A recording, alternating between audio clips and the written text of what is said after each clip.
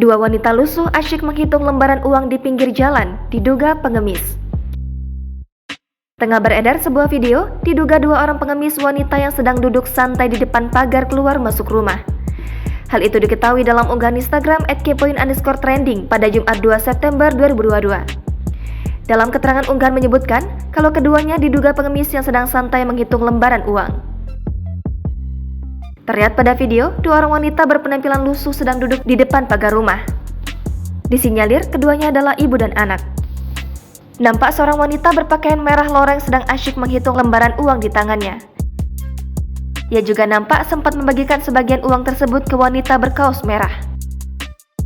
Belum diketahui berapa jumlah nominal uang yang ia peroleh pada saat itu. Diketahui unggahan pertama kali dibagikan oleh akun TikTok @cecelia pada Kamis 1 September 2022.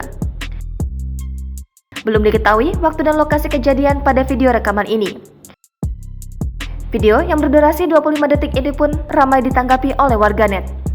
Banyak yang berkomentar lebih baik membantu pedagang di pinggir jalan daripada memberi uang kepada pengemis.